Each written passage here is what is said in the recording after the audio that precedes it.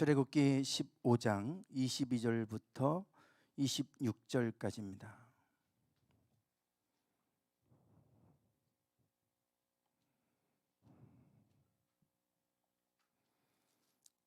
출애굽기 15장 22절부터 26절까지 교독하겠습니다. 모세가 홍해에서 이스라엘을 인도하매 그들이 나와서 수르 광야로 들어가서 거기서 사흘 길을 걸었으나 물을 얻지 못하고 마라에 이르렀더니 그곳 물이 써서 마시지 못하겠으므로 그 이름을 마라라 하였더라.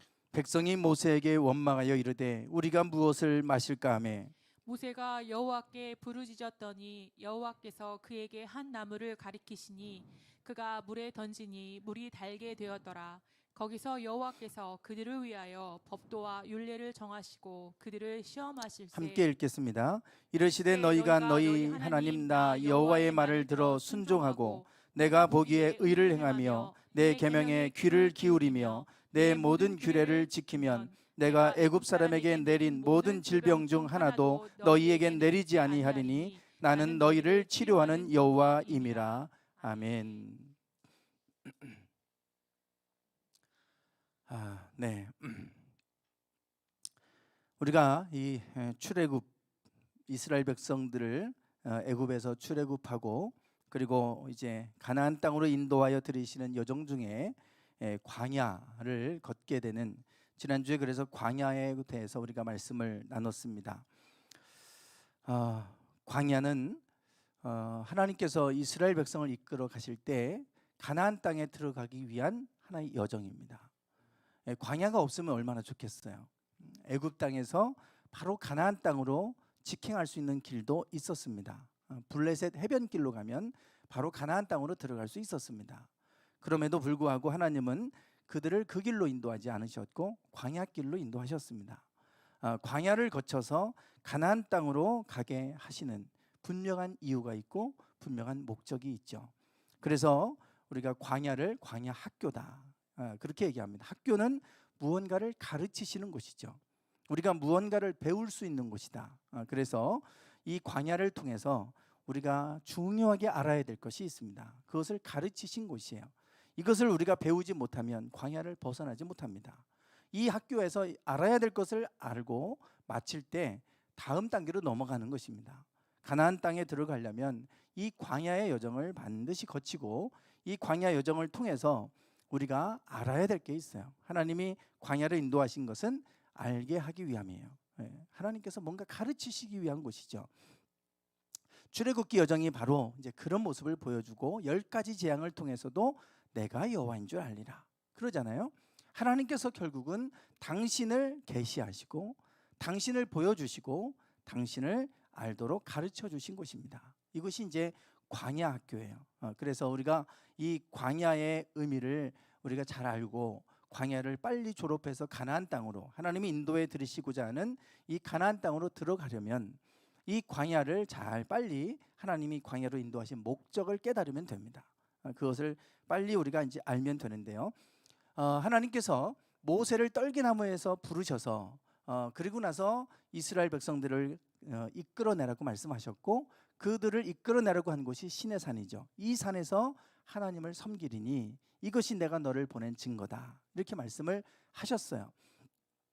그래서 이제 모세가 바로에게 갈 때 너는 이렇게 얘기해라, 그리고 가르쳐 주셨는데 그 내용이 뭐냐면 우리가 우리 하나님 여호와께 제사를 드려야 되니까 우리를 사흘쯤 광야로 가도록 허락해 주십시오. 우리가 우리 하나님 여호와를 섬겨야 되는데 그 하나님께 제사를 드려야 되니 우리를 보내주되 사흘쯤 광야로 갈 수 있도록 허락해 달라고 그렇게 말하고 있습니다. 즉 하나님께서 그들을 이끌어내시고자 하는 곳이 광야다. 그래서 바로에게도 우리가 광야로 가도록 허락해 달라고 얘기하는 거예요. 이스라엘 가나안 땅이 아니고 광야로 가도록 허락해 주십시오. 그래서 이 광야로 하나님이 이끄시는 이 여정이 그냥 길을 잘못 들어서 간 게 아니라 하나님의 뜻하심이 있는, 목적이 있는 그 여정이다 라고 하는 것을 말해주고 있습니다. 자, 그러면 그 목적이 뭐냐 이거죠. 모세는 신명기를 통해서 우리에게 그것을 말해주고 있는데요. 신명기 8장 2절 한번 읽어보실까요? 같이 8장 2절 시작. 네, 하나님 여호와께서 이 40년 동안에 내게 광야길을 걷게 하신 것을 기억하라. 이는 너를 낮추시며 너를 시험하사 내 마음이 어떠한지 그 명령을 지키는지 지키지 않는지 알려 하심이라. 아멘. 40년 동안 너희들을 광야길을 걷게 하셨다. 하나님이 여기에 뜻하신 바가 있다는 거죠. 왜 하나님이 우리를 광야로 걷게 하셨는지 이것을 잊지 말고 기억해라. 이것을 너희가 평생 동안 잊으면 안 된다. 이 말씀하세요. 그러면 광야길로 걷게 하신 이유가 있겠죠. 그 이유는 이제 이는 그리고 밑에 나와요. 우리를 어떻게 하십니까? 낮추시겠다는 거예요. 철저하게 겸손하게. 광야는 우리를 낮추시는 곳입니다. 우리가 낮아지는 곳이에요. 그래서 우리가 교만하지 않고 겸손하게 내가 노력하고 내 수고로 내가 이 모든 것을 얻었다고 너희가 말하게 될 것이다. 가나안 땅에 들어가서 너희가 그 소산물을 얻고 부욕해 되면 내 손과 내 힘으로 이것을 얻었다고 너희가 말하게 될 것이다. 그러나 이 모든 것을 재물을 얻을 능력을 주신 분이 여호와이심을 기억해라. 이러잖아요. 하나님이 너희들에게 애굽 이 광야에서 어떻게 너희들에게 하셨는지를 너희가 기억해라. 너희들의 능력으로 너희가 광야를 살지 않지 않았느냐? 인생은 우리 힘으로 사는 게 아니다. 하나님이 우리를 도우시고 인도해 주셔야 되는 거다. 그러니 하나님 내 힘으로 할 수 있는 게 하나도 없습니다. 하나님 앞에 엎드리는 법을 가르쳐 주신 곳이 광야예요. 이것을 우리가 모르면 평생 동안 자기 의로 살려고 하다 보면 그러면 절대로 그 속에서 하나님의 은혜를 경험할 수가 없겠죠. 이 광야로 우리를 인도하신 목적은 우리를 철저하게 깨뜨리시는 곳입니다. 낮추시는 곳이에요. 광야에서 우리가 할 수 있는 게 무엇이 있습니까? 없잖아요. 광야에서는 내가 노력해서 얻을 수 있는 곳이 아니에요. 뭐 열심히 땅 파고 한다고 해서 광야에서 뭐가 나옵니까? 물이 나옵니까? 아니면 거기다 뭐 씨앗을 심고 열심히 한다고 해서 뭐가 열매를 맺을 수 있겠어요? 그곳에서 우리가 할 수 있는 것은 하나도 없어요. 그곳은 철저하게 은혜로 사는 땅입니다. 하나님께서 값없이 주시는 땅이에요. 그래서 그 땅은 하나님을 의지해야 사는 땅입니다. 하나님 의지하는 법을 배우는 것입니다. 자기 의가 아니고 철저히 하나님을 의지하도록 우리를 깨뜨리시고 낮추시는 것이에요. 또 하나, 두 번째는 우리를 시험하시는 것입니다. 하나님의 뜻대로 말씀대로 살아가는지 자기 뜻대로 자기 소견에 오른 대로 살아가는지 이것을 시험하시겠다고 그러잖아요. 하나님의 말씀대로 살아야 되는데 그것은 철저히 하나님이 인도하시는 대로 가야죠. 구름 기둥과 불 기둥으로. 광야에서 내가 사막에서 가고 싶다고 가면요, 이 아무리 한번 가보십시오. 사막을 사람이 우리가 나침반도 없이 그냥 직진한다고 생각해도 우리는 10km 이내를 벗어나지 못한다 그럽니다. 거기를 뱅글뱅글 돌다가 못 벗어난대요, 사막을. 그러니까 뭔가 이정표를 보고 가지 않으면 반드시 갈 수가 없어요. 지구가 동그라서 그랬는지 우리는 그냥 그 안에서 그냥 동글동글한 그 안에서 그 반경 안에서 우리가 돌아다니는 것으로 끝나는 거예요. 못 벗어난다 이겁니다. 그러니까 하나님께서 구름 기둥과 불 기둥으로 인도해 가셔야 우리가 그곳을 벗어날 수 있는 것인데 우리가 자꾸만 내 소견에 오른 대로 내 생각대로 내 방법대로 이렇게 살아가는데 그것이 아니라 하나님의 말씀대로 살아가는지 안 살아가는지 시험하는 것이 광야다. 그래서 8장 16절에서 이 광야로 인도하신 목적, 결국은 우리를 낮추시고 우리를 시험하사 마침내 뭘 주시려고요? 복을 주시려고. 우리가 낮아지고 하나님의 말씀으로 사는 줄을 깨닫게 되면 결국은 그걸 통해서 우리를 복되게 하시려고, 이거 가르치시려고 하는 거예요. 광야는 이것이 우리를 복된 삶으로 이끈다고 하는 걸 아시기 때문에 그래서 우리를 이 광야로 인도하셨다. 너희를 광야길을 걷게 했다는 것 절대 잊지 말고 기억해라. 하나님이 너희를 낮추신 곳이다. 그러니 가나안 땅에 가서도 너희가 낮아지고 하나님의 말씀대로 살아야 된다. 이거를 알게 하는 거예요. 그래야 너희가 복을 받는다. 그렇지 않으면 내가 열심히 해서 되겠지 하고 살다 보면 반드시 멸망한다. 그게 이스라엘 역사가 보여주고 있지 않습니까? 그래서 이 광야길을 걷게 하신 것은 궁극적으로 우리에게 복을 주시기 위함이죠. 네. 그래서 이 광야에서 우리가 알아야 될 것은 이제 신명기 8장 3절에서 이렇게 말씀합니다. 사람이 떡으로만 사는 게 아니고 여호와 입에서 나오는 뭘로 삽니까? 말씀으로 사는 줄을 내가 알게 하기 위함이다. 40년 동안 내게 광야길을 걷게 하신 것을 기억해라. 8장 2절에서 그러면서 우리에게 알게 하시려고 하는 것은 뭐냐면 하나님이 우리를 먹이신다. 사람이 떡으로만 살 수 있는 게 아니다. 인간은 떡으로만 살 수 있는 존재가 아니다. 하나님의 말씀으로 사는 것임을 알게 하시려고 광야로 인도하셨다. 이거를 알게 되면 너희가 마침내 복을 받게 될 것이다. 우리에게 지금 그렇게 가르쳐 주시는 거예요. 이게 광야를 우리에게 가게 하신 궁극적인 목적입니다. 간단해요. 그래서 우리에게 이 광야의 여정, 오늘 광야의 의미, 그것을 좀 우리가 이제 앞으로 나누게 될 건데요. 지난주에 광야 여정을 이스라엘 백성들이 이제 하나님의 모세를 시내산 떨기나무에서 만나셨고 이스라엘 백성들을 이끌어서 시내산으로 오게 되는데 시내광야, 시내산에 도착하기까지 이게 3개월이 되던 날, 그러니까 이게 세 번째 달이 되는 날 이거예요. 그래서 다른 성경은 석 달째 되는 초하룻 날 이렇게 구체적으로 좀 번역을 해놨습니다. 3월 1일을 얘기하는 거예요. 3월 1일. 지금 도표를 보시면 이스라엘 백성들이 유월절을 애굽에서 보냈죠. 10번째 재앙이 이 유월절 아닙니까? 그때에 양을 잡아서 문설주에 피를 바른 집은 죽음의 신이 건너뛰었어요. 그래서 1월 14일을 유월절로 지키고 있습니다. 그 다음 날 1월 15일 날부터 그들이 나왔어요. 그래서 그때부터 일주일 동안을 무교병, 이 누룩이 없는 전병을 먹었습니다. 그래서 무교절이라고 부르잖아요. 1월 15일부터 3월 1일까지 요 기간이 시내산에 도착할 때까지 여정인데요. 43일밖에 되지 않습니다. 그리고 50일째 됐을 때 시내산에서 모세는 율법을 받아요. 그래서 오순절은 이스라엘 백성들은 지금도 유대인들은 오순절을 율법 수여절로 지키고 있습니다. 모세가 율법을 하나님께로부터 받은 날, 이걸 오순절로 지켜요. 오순절을 칠칠절이라고도 하고 맥추절이라고 하잖아요. 유대인들은 그거를 율법 수여절로 부르고 있어요. 우리는 그때 이 오순절에 무엇이 임했습니까? 성령이 임했죠. 그 우리는 성령 강림절로 지킵니다. 맥주절이라고도 하고 성령 강림절이라고도 하고 이러잖아요.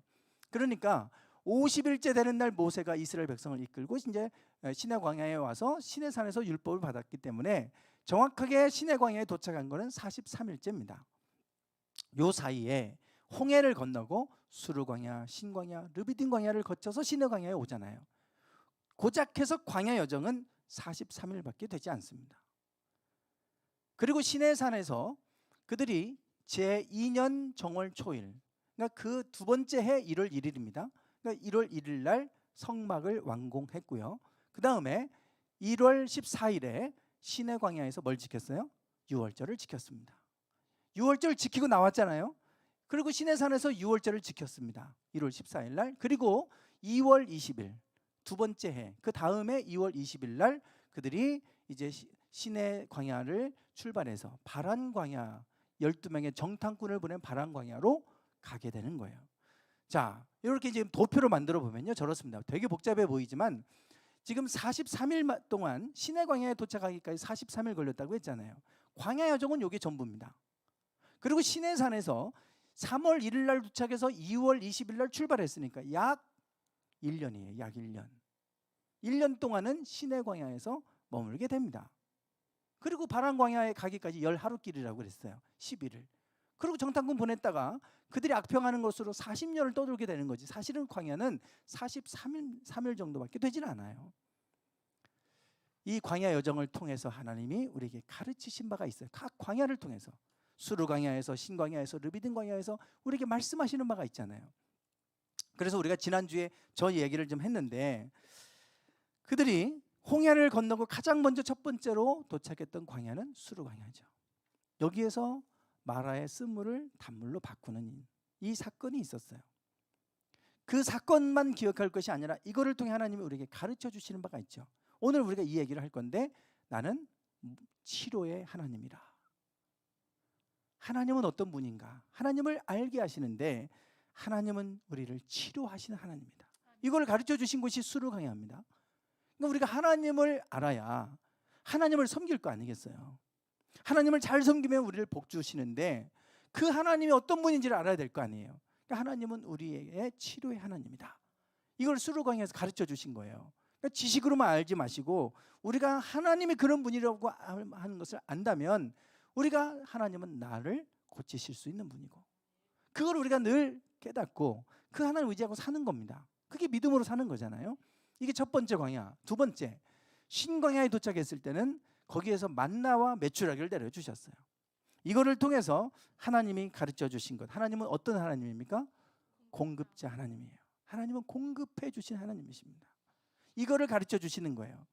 그래서 아무것도 먹을 수 없는 광야에서 하늘에서 만나와 메추라기를 주셔서 그들이 먹어도 끊어지지 않게 하셨잖아요. 40년 동안 끊어지지 않았습니다. 그래서 하나님은 우리를 공급해 주시는 분임을 우리에게 가르쳐 주시죠. 세 번째 광야는 이제 르비딤 광야입니다. 아말렉 족속과 싸울 때 그때 손을 들면 이기고 손이 내려가면 졌잖아요. 이것을 통해서 하나님은 어떤 하나님이세요? 승리의 하나님. 우리에게 승리를 주시는 하나님. 즉 우리의 승리, 전쟁은 여호와께 속한 것인지 그러잖아요. 우리에게 달려있는 게 아니라 하나님께 달려있다 그랬어요. 하나님께 승리가. 그러니까 여호수아는 열심을 가서 싸우지만 모세는 뒤에서 손을 들고 기도합니다. 그때 손이 내려가지 않고 올라가 있을 때 승리케 하셨어요. 우리에게 승리를 주시는 비결, 원인이 어디 있는가? 하나님께 있습니다. 우리가 최선을 다해 싸워야 되겠지만 그것으로 결정되는 게 아니라 하나님께부터 있어요. 승리는. 그래서 우리가 여러분 이기시려면 하나님이 싸워주시도록 해야 돼요. 하나님이 싸워주시도록. 그것이 르비딤 광야에서 우리에게 가르쳐 주신 거예요. 우리가 영적 전쟁을 하든 뭐 싸워야 될 일들이 있잖아요. 살다 보면 육신적으로 이런 싸움이 아니라 영적 전쟁이 있어요. 영적 전쟁. 하나님이 싸워주시도록 해야 돼요. 영적 전쟁은 우리가 이길 수 없습니다. 어제도 제가 아내하고 밤에 9시 넘어서 이제 우리 지금 거기 교회 계약한데 거기를 갔어요. 땅 밟기 한다고. 깜깜합니다. 옆에 절이 있잖아요. 시큼하더라고요. 그래서 이제 거기 가가지고 교회 쭉 돌면서 땅 밟기 하면 기도했어요. 그러고 나서 이제 더 크게 돌아가서 이렇게 오려고 하는데 저 산 쪽에서 뭐가 푸삭 하더니 막 그래요. 그래갖고 놀라서 그냥 돌아왔습니다. 이게 무슨 짐승인지 사람인지 뭐가 푸삭 해요. 막 산 위에서. 그래서 이게 또 뭐가 내려와서 또 뭐 멧돼지인가 그래가지고 그냥 얼른 집으로 돌아와 버렸어요. 영적 전쟁을 우리가 가서 뭐 그 사찰에 있는 사람하고 싸울 것도 아니고 영적 전쟁이잖아요. 그러니까 하나님이 싸워주시도록 하는 거는 기도하는 거예요. 하나님이 싸워주시도록. 그러니까 기도의 손이 올라갈 때 이겼잖아요. 그러니까 이게 손이 내려가지 않도록 한 거예요. 그래서 승리하게 하시는 하나님을 경험하게 하셨어요. 자, 이제 하나님은 어떤 분인지 다 보여주셨잖아요. 이제 시내산에 도착했습니다. 그리고 나서 내가 이런 하나님이니까 내가 너에게 승리를 주고 내가 너희들을 공급해주고 또한 내가 너희를 치료해주니 내가 이런 하나님이니 나를 잘 섬겨라. 그러면 어떻게 섬겨야 되느냐? 시내산에서 두 가지를 하셨죠. 하나는 율법을 주셨어요. 십계명. 그 율법대로 순종하라는 것이고 또 하나는 하나님을 예배하라는 거예요. 성막을 지어서.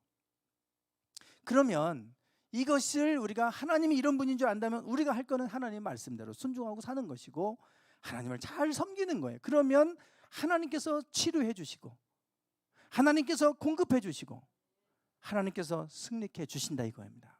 우리가 할 일은 싸우는 것도 아니고 먹고 살기 위해서 싸우는 것도 아니고 우리가 하나님을 잘 섬기고 하나님을 잘 예배하고 하나님의 말씀대로 순종하면 하나님께서 이 모든 것들을 내가 해결해 주겠다 이렇게 말씀하시는 거예요. 우리가 할 일은 요거예요. 시내산에서 요 두 가지. 이 두 가지가 놓치면 아무리 싸워보세요. 열심히 싸우는 것 같지만 실패합니다. 하나님이 승리케 해주셔야 되는데 그걸 모르니까 열심히 뭔가 하는 것 같은데 다 빠져나가요. 어딘가. 뭘 열심히 한 것 같은데 없어요. 남은 게. 다 여기저기 빠져나가고. 참 비참한 얘기 아니에요. 하나님이 우리에게 채워주셔야 되고 하나님이 승리케 해주셔야 되고 하나님이 우리를 강건케 해주셔야 되잖아요. 병들면 뭐 하겠어요? 병들면 우리 땅 그 계약하신 분 두 땅 다 팔았는데 70여 억이에요. 그게 근데 한 분은 80세가 넘어서 그래서 제대로 이렇게 운전도 못 하시고 그 아내 되시는 분이 운전하는데 그분은 또 쩔룩거리고 허리가 망가져가지고 지팡이 잡고 다니시고 그러고 있어요. 그래서 계약금 가지고 이제 아파트 사시겠다고 비닐하우스에 주무시고 그때까지 그러고 사셨어요. 참 너무 안타까워요. 그 많은 거를 왜 그렇게 하고 사시는지. 그래서 제가 그랬어요. 제발 이제는 그 많은 이제 두 개 다 땅 다 팔고 하셨으니까 좀 이제 사람도 좀 두고 그래서 좀 편안하게 좀 사세요. 그랬더니 그냥 웃으세요. 돈을 못 쓴 사람은 못 씁니다. 못 써. 그렇게 하고 사시더라고요. 아무리 많은 거를 얻어봐야 건강 잃으면 무슨 소용이 있겠어요. 아무 소용이 없죠. 그래서 하나님은 다 내가 치료자다. 내가 너희의 공급자다. 내가 너희의 승리자다. 너희는 나를 잘 섬기기만 해라. 그거 가르쳐 주신 거예요. 광야에서. 그래서 잘 섬기도록 성막을 만들게 하셨고 그리고 말씀을 주신 거예요. 십계명을 두 돌판으로. 요 두 가지를 이것이 우리 성경에서 가장 중요한 구약 성경에 흘러가는 중요한 본질 아닙니까?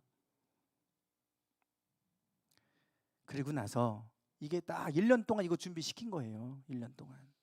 그리고 나서 열 하룻길을 가서 출발해서 바람 광야에 도착했더니 그곳에서 12명의 정탐꾼을 보내는 얘기가 나옵니다. 자, 정탐꾼이 가서 정탐을 하고 오는데 그런데 12명 중에 10명은 악평하죠. 거인족을 봐서. 그게 이제 여호수아 갈렙을 제외하고는 나머지는 다 보이는 그대로 판단했어요. 뭐라고 얘기하냐면 거기서 우리가 누굴 보았대요? 네피림의 후손 아낙 자손의 대장부를 보았다. 거인족을 봤다는 겁니다. 거인족. 그 제가 그 사진으로 다 보여드렸잖아요. 최고 높이 최고 큰 사람이 유골로 발견된 게 18m까지 발견됐어요. 그러니 사람이 18m라고 생각해 보세요. 이 거인 그 후손입니다. 후손. 그래서 골리앗도 3m하고도 한 뼘. 그리고 모세가 그 골리앗은 다윗 때 아닙니까? 모세 때에는 바산왕 옥을 점령했는데 그 왕의 침대 사이즈가 4m예요. 길이가. 그러니 사람이 침대가 4m고 폭이 2m니까 얼마나 큽니까? 그 사람들을 보고 왔어요. 그러니 그들 보기에 우리 메뚜기 같다. 사실이죠. 사실. 그들이 보고 온 게 거짓말이 아니라 사실이에요. 그런데 여호수아 갈렙은 다른 보고를 하잖아요. 그들은 권사님 이것 좀 넘겨주세요. 네. 그들은 우리 먹이다는 거예요. 하나님이 우리와 함께 하시니까. 하나님이 어떻게 보여주셨잖아요. 내가 너희를 어떻게 치료하고 내가 너희를 어떻게 공급하고 내가 너희에게 어떻게 승리케 하는지 다 보여주셨고 그동안에도 바로와 싸우면서 어떻게 10가지 재앙으로 그들과 싸우셨는지 어떻게 홍해를 가르고 그들을 건너게 하셨는지 다 보여주셨잖아요. 그런데 또 하나님 보는 게 아니라 현실을 보고 환경을 보고 두려워하고 악평하고 원망하는 겁니다. 여태까지 하나님 보여주신 게 지금 여호와를 알게 하시려고 보여주셨는데 여전히 그들은 또 이 정탐꾼을 보내놨더니 악평하는 거예요. 하나님을 원망하고. 그래서 돌로 치려고 할 때 하나님이 이렇게 말씀하셨어요. 나를 원망하는 이 악한 회중에게 내가 어느 때까지 참으랴. 내가 그들을 언제까지 참아야 되느냐 이거예요. 하나님을 못 믿는 거잖아요. 그래서 이렇게 말씀합니다. 눈의 아들 나를 원망한 전부는 다 여호수아와 갈렙 빼고는 다 가나안 땅에 들어가지 못하게 될 것이다. 하나님이 광야에서 가르쳐 주신 것을 또 잊어버리고 살아가는 그들. 그래서 하나님이 11절에서 모세에게 이렇게 말씀하시죠. 같이 한번 읽어볼까요? 시작. 여호와께서 모세에게 이르시되 이 백성이 어느 때까지 나를 멸시하겠느냐 내가 그들 중에 많은 이적을 행하였으나 어느 때까지 나를 믿지 않겠느냐. 하나님을 믿지 않는 것을 어떻게 한다고 얘기하세요? 멸시한다 그러지 않아요. 언제까지 나를 멸시하겠느냐. 내가 너희들에게 이렇게까지 했고 많은 기적을 보여주지 않았느냐. 이 많은 기적을 내가 너희들에게 행했는데 어느 때까지 나를 믿지 않고 나를 멸시하겠느냐. 원망하는 그들을 향하여 하나님은 원망하는 정도로 보시는 게 아니라 하나님을 멸시한다.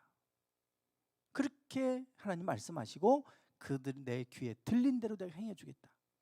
너희들이 이 땅에서 차라리 죽는 게 낫겠다. 그 땅에 가서 죽느니 이 땅에서 죽는 게 낫겠다. 광야에서 너희 말대로 광야에서 너희가 죽게 해주겠다. 그래서 그 40년 떠돌게 된 겁니다. 광야는 원래 그런 여정이 아니고요, 하나님이 어떤 분인지를 가르쳐 주시는 40일간의 여정밖에 안 돼요. 그런데 그 40일이 40년이 되어버렸어요. 그 40년이 수치로 40년이 아니고 한 세대가 결국은 죽을 때까지의 세대, 그 시간 아닙니까? 오늘 우리가 결국 이 광야를 통해서 알아야 될 것이 있어요. 하나님을 아는 것입니다. 우리가 섬기는 하나님은 어떤 분인가 알아야 될 거 아니에요. 오늘 그 수르광야에서 하나님은 어떤 하나님입니까? 치료의 하나님이다. 나는 너희를 치료하는 여호와라. 치료의 하나님에 대해서 오늘 이 마라의 쓴물을 통해서 우리에게 말씀하고 있어요. 이 얘기를 좀 오늘 할 건데, 하나님이 광야를 통해서 하나님은 어떤 분인지를 말씀하시는데, 그냥 우리가 지식으로만 알지 마시고 하나님이 치료하시는 하나님임을 믿는다면 그 하나님이 나의 삶 속에서도 치료하실 것이다. 믿는 거죠. 그렇게 그 믿음을 사는 거 아닙니까? 그게 믿음이지 머리로만 아는 믿음이 아니잖아요. 그 하나님은 우리의 치료자 하나님입니다. 그래서 지금 그들이 수르광야에 왔을 때 그들이 마실 물을 찾는데 마실 물이 없어요. 마실 물을 찾다가 찾긴 했는데 너무 쓴 물이에요. 쓰다는 의미로 말하라 이렇게 부르게 되죠. 여러 가지 광물질이 많이 녹아 있어가지고, 그래서 이 물이 너무 써서 먹을 수가 없는 거예요. 먹으면 큰일 나죠. 그러니까 또 원망합니다. 모세가 하나님께 기도했어요. 모세가 하나님께 부르짖어 기도했어요. 우리가 이런 문제가 있을 때마다 우리가 할 수 있는 것은 하나님 앞에 부르짖어 기도하는 것입니다. 기도했을 때 하나님께서 이 물을, 쓴물을 단물로 바꾸셨어요. 먹을 수 없는 쓴물을 단물로 바꾸셨어요. 하나님은 우리의 환경에, 쓰디쓴 환경을, 내 상황을 달고 단 환경으로 얼마든지 바꾸실 수 있는 분입니다. 아멘. 여러분 믿으십니까? 아멘. 하나님이 그런 분임을 우리는 그 믿음 가지고 살아야 되는데 그거 아무 상관없이 살아갈 때가 있잖아요. 하나님은 우리의 쓰디쓴 환경, 나의 상황을 얼마든지 단 환경으로 바꾸실 수 있는 하나님이세요. 그러니까 자꾸만 내가 패배의식 속에 살면 안 돼요. 하나님은 그 속에서 나는 원래 이런 사람이니까 이렇게 살아야지 뭐, 이렇게 우리가 패배의식에 빠질 게 아니라 하나님은 그렇게 살기를 원치 않으시잖아요. 하나님은 우리가 형통하기를 원하시고 잘 되기를 원하시잖아요. 우리를 향한 하나님의 계획은 절대 그 재앙이 아니라고 그랬잖아요. 우리에게 샬롬이라고 그랬어요.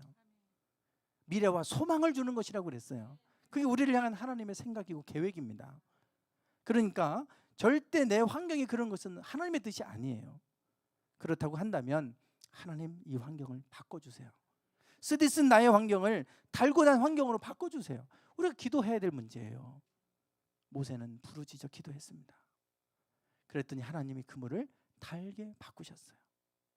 그리고 나서 이 사건을 통해서 우리에게 가르쳐 주시는 바가 바로 26절 마지막 끝절이죠. 한번 읽어보실까요? 시작.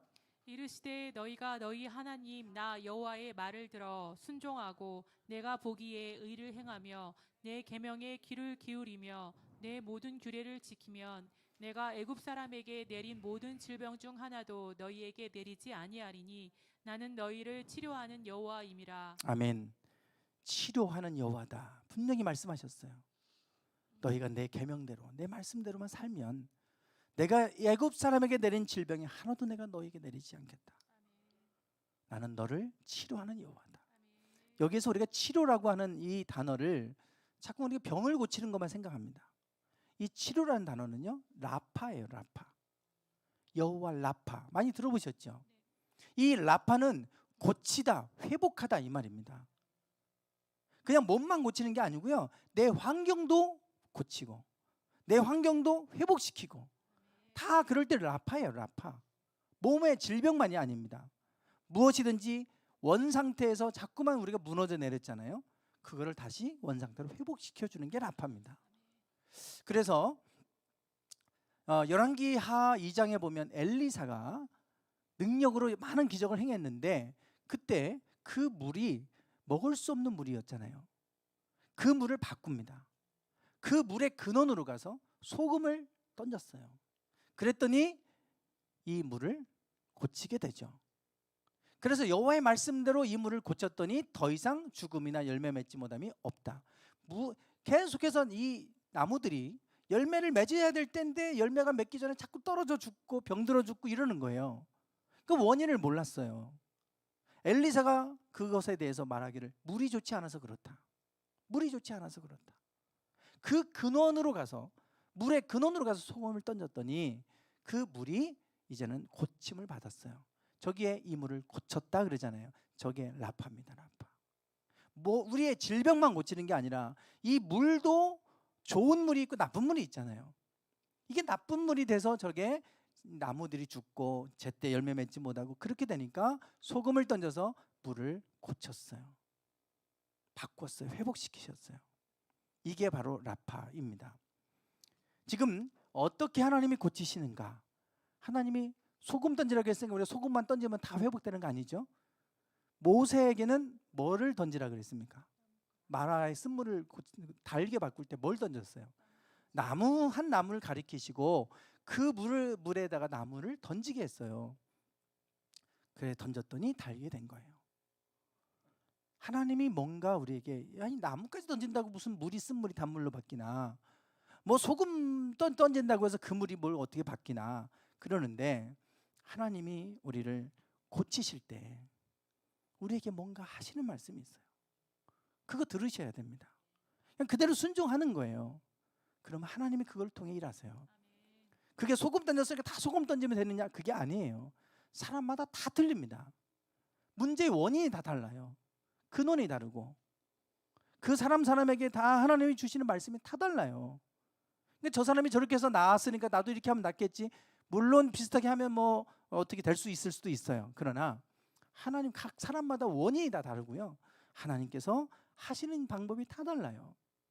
하나님이 우리에게 말씀하시는 걸 듣고 우리가 그 말씀대로 순종할 때 그런 치료가 일어나고 기적이 일어납니다. 중요한 거는 그래서 하나님이 어떻게 하기를 원하시는가 들을 수 있어야 돼요. 그래서 예수님이 처음으로 일으킨 기적이 물을 포도주로 바꾸는 일이잖아요. 그때 어머니 마리아가 하인들에게 한 말이 있죠. 무슨 말씀하시든지 그대로 해라. 무슨 말을 하더라도 그대로만 해라. 그래서 항아리에 물을 가득 채웠어요. 갖다 회당장에 주라. 그대로 했더니 그게 물이 포도주가 됐잖아요. 하나님이 우리 가운데 일하실 때는 뭔가 지시하시고 뭔가 가르쳐 주시는 말씀이 있어요. 그거를 빨리 듣고 순종하면 됩니다. 그거를 모르니까. 그래서 제가 이렇게 안수하고 기도하고 할 때마다 그냥 기도한다고 다 낫고 그런 거 아니에요. 기도하다 보면 하나님이 그 사람에게 주시는 말씀들이 있어요. 그것들을 제가 이야기하는 거예요. 하나님은 이런 마음 주시니까 이렇게 하시면 좋을 것 같아요. 순종하실 때 그때 하나님이 일하세요. 지난 2주 전에 우리 교회 서울에서 오신 분이 계셨잖아요. 온누리교회 다니셨던 분입니다. 지금도 온누리교회 다니세요. 온누리교회 하면 사랑의 교회하고 우리나라 대표적인 교회 아닙니까? 하영조 목사님이 목회하셨던 온누리교회. 그러니까 뭐 나는 사랑의 교회 아니면 온누리교회 성도다. 그러면 대단한 자부심을 갖고 사시는 분들이에요. 지식인들이 다 모이는 곳입니다. 지성인이라고 하는 사람들이 다 모이는 곳 아니에요. 근육이 다 힘이 왜 이유도 몰라요. 병원을 다 찾아봐도 서울의 온갖 좋은 병원 다 찾아봐도 원인이 없었어요. 그런데 몸에 이 근육이 자꾸 아파요. 그냥. 저는 어머니가 그걸 겪었기 때문에 제가 알죠. 그게 류머티즘, 어머니도 류머티즘이 하나의 일환으로 관절에만 오는 게 아니라 근육에도 오고 이게 자가 면역 질환이라 못 고칩니다. 근데 저희 어머니도 고침을 받으셨어요. 그래서 제가 얘기 듣는데 이거 자가 면역 질환 같다고 그랬더니 맞다는 거예요. 그래서 병명을 간신히 이걸 알아내긴 했는데 그래서 병명을 알아내서 너무 좋아했더니 좋아하실 거 없다고, 이거 불치병이라고. 그러니 맨날 근육에서 통증이 와가지고 잠을 못 자요. 2시간, 하루에 2시간, 3시간밖에. 몸이 그냥 가만히 있어도 통증이 오니까. 그래서 여기저기 다 다니다가 김정수 집사님이 우리 교회 와서 한번 기도 받으면 좋겠다 해가지고 이제 오신 거예요. 그래서 우리가 그때 같이 기도했잖아요. 예배 끝나고 제가 안수기도 하고 그랬는데 자꾸 여기가 기도가 안 들어가고 막혀 있어요. 그때 하나님 주신 마음이, 우리가 그때도 모세가 하나님이 떨기나무에서 모세를 통해 일하실 때 내가 그들의 부르짖음을 듣고 내가 그들의 고통을 보았다. 그 부르짖음이 내게 상달됐으니 내가 그들에게 내려가서 그들을 구원하리라, 인도해 내리라, 그런 말씀하시잖아요. 그러니까 부르짖을 때는 일하시잖아요. 그때 제가 그 말씀을 그때 수요일날 저녁 때 했었는데 제가 그 말씀을 드렸어요. 하나님 앞에 하나님이 부르짖기를 원하시는 것 같다고. 그러니까 주야를 크게 외치시면 좋겠다. 근데 그 교회가, 온누리 교회가 그런 교회가 아니에요. 그러니까 우리가 뭐 교회마다 다 다른데 어떤 교회는 찬양을 막 크게 하는 교회도 있고 통성으로 막 주여 부르짖으며 기도하는 교회도 있지만 그렇지 않은 교회가 많아요. 그래서 교회에서는 안 되니 그러면 차에서라도 하시라고, 차에서라도 주여 이렇게 좀 해보시라고. 그런데 이게 잘 안 돼요. 못하는 분은요 그냥 입에서 주여 주여 이러고만 끝나요. 그냥 그렇게 하지 마시고 배에서 힘을 꽉 주고 주여 이렇게 해서 온 힘을 다해서 부르짖어 보시라고. 그랬더니 해볼 수 있을 것 같다고 그랬어요. 지난 주일날 김정수 집사님에게 물었어요. 잘 하실라나 제가 걱정이 되더라고요. 그게 어렵거든요. 안 해본 분은 잘 안 돼요. 그래서 집사님 그분 어떻게 잘 하고 계시대요? 그랬더니 목사님 기적이 일어났어요. 기적이 일어났어요. 차 안에서 얼마나 부르짖어 기도하는지 본인만 하는 게 아니라 온 가족들이 다 그렇게 하고 있다는 거예요. 그런데 날마다 하루도 빠짐없이 늘 통증으로 가만히 있어도 아파서 잠도 못 잘 정도로 통증이 오는데 하루는 아침부터 저녁까지 한 번도 통증이 없는 날이 있었다는 거예요. 기적이라고. 그러면서 자꾸 내가 부르짖어 기도하면 금방 낫을 것 같다고. 다 낫으면 내가 목사님께 인사드리러 오겠다고. 그랬다고 그러세요. 이제 하나님 가능성을 보여주셨잖아요. 더 부르짖어 기도하면 낫을 거예요. 하나님이 뭔가 우리에게 말씀해 주시는 게 있어요. 그 말씀대로 순종하고 가면 하나님이 그 믿음을 통해 일하시는 거예요. 저분이 과연 정말 하실 수 있을까? 뭐 그거 부르짖는다고 내가 병원 다 다녀도 안 되는 게 돼? 이렇게 하고 안 하면 끝인 거예요. 그러나 나뭇가지 던져라. 그거 던진다고 됩니까? 근데 순종하니까 쓴물이 단물로 되잖아요. 소금을 던지라고 하니까 소금을 던졌을 때 하나님이 물이 변하게 하셨잖아요. 무슨 말씀을 하셨는지 그대로 하라고 했더니 물이 포도주가 됐잖아요. 하나님이 우리의 치료자이심을 믿으시기 바랍니다. 반드시 하나님께서 우리에게 뭔가 주시는 마음이 있어요. 뭔가 막힌 부분이 있어요. 그것을 하나님 풀어내실 수 있도록 지혜를 주시는 게 있어요. 그 말씀을 주시면 순종하는 겁니다. 그게 묶여 있으면 이게 안 풀어져요. 그래서 그 근원을 하나님께서 만지시고 회복하게 하셔야 되는데 하나님께서 그것을 이제 말씀하실 때 순종하는 것입니다. 그래서 제가 주일날 그 말씀 그 이야기 듣는데 얼마나 기뻤는지 몰라요. 기적이 일어났어요. 그런데 이분이 그때 하루에 그 통증만 없어진 게 아니고요. 예전에는 사진도 잘 안 찍어 올렸고 사진 찍어서 올려도 얼굴이 늘 어둡고 그림자졌는데 지금은 얼마나 행복해 보이는지 모르는데요. 사진 찍어서 막 카톡에 올리고 하는데 얼굴이 너무 행복해 보이고 환해졌다는 거예요. 주야 이렇게 했는데 환해지는 거예요. 안에 묶인 것이 다 풀어지기 시작하는 거죠. 하나님이 그 순종을 통해 일하기 시작하세요. 참 얼마나 감사한 일입니까? 하나님은 우리가 못한다고 해도 하나님은 하시는 분이십니다. 오늘 치료의 하나님, 그 하나님을 여러분 붙들고 그 하나님 의지하시고 부르짖어 기도해 보세요. 그리고 부르짖어 기도하다 보면 하나님이 우리에게 뭔가 말씀하시는 게 있어요. 기도만 하고 끝나지 마시고 뭔가 말씀하시면 순종하시면 돼요. 그러면 회복시켜 주십니다.